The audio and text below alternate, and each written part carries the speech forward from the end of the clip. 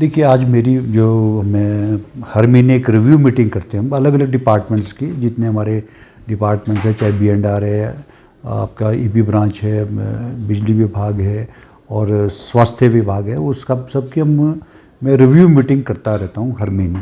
तो आज उसी सिलसिले में आज B&R की मीटिंग थी, जिसको लेकर के मैंने सारे जीज और एक्सिन और SDO सबको बुलाया था।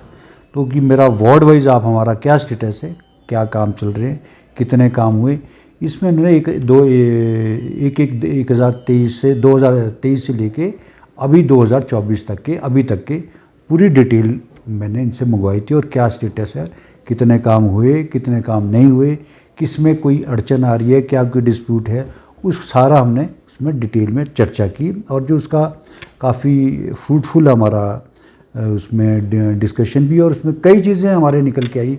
फॉर एग्ज़ाम्पल मैं कह सकता हूँ कि हमारी जो पार्किंग है, पार्किंग जो है वो हमारे पास लगभग 5 से 6 हज़ार गाड़ियों की पार्किंग है। तो ऐसा क्या कारण है कि उसमें हमारा को क्या रिटर्न आ रहा है, क्यों नहीं रिटर्न आ रहा, कितना रिटर्न आ रहा है, क्या हमारी पार्किंग सारी चल रही है या नहीं चल रही है। तो एक कोऑर्डिनेशन के लिए मैंने कंबाइंड मीटिंग अब 2 दिन के बाद और बुलाई है। उसमें स्टेट ब्रांच के अधिकारी और आपके हमारा जो जॉइंट कमिश्नर है उनके साथ, और मैं खुद बैठूंगा।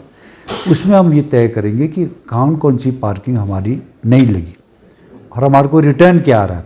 दूसरा, जो हम जितने भी हम कमर्शियल काम जहाँ चाहे रेंट शेल्टर बन रहा है या कोई अकोमोडेशन निकल रही है, अगर वो प्राइम लोकेशन पे है, उसमें हम उसको कमर्शियल एक्टिविटी के लिए भी उसमें हम शॉप्स है, दुकानें हैं, मॉल है, आपका कई जगह ऐसी निकल के आ रही है जिसमें हम शॉपिंग मॉल बना सकते हैं। चाहे वो ढली का एरिया है, ढली में हमारे पास स्कूल का रिटर्न हमारे को कुछ आ नहीं रहा है, लेकिन हमने सरकारी स्कूल को वो जगह दे रखी है, उनको नीचे शिफ्ट करना चाहते हैं। अगर वो ऊपर आएगा तो हमारे लिए वो कमर्शियल एरिया बन जाता है, जिसमें हमारे को सोर्स ऑफ इनकम बढ़ जाता है। तो ये सारी चीज़ें चर्चा के दौरान हमारे निकली है और बड़ा फ्रूटफुल ये मीटिंग रहती है। और हर महीने हम अलग अलग महकमे, अलग अलग डिपार्टमेंट के साथ मैं करता हूँ। हम एक विकास एक निरंतर प्रक्रिया है, इसमें समय समय पे काम चलते रहते हैं और रूटीन का एक हमारे काम है।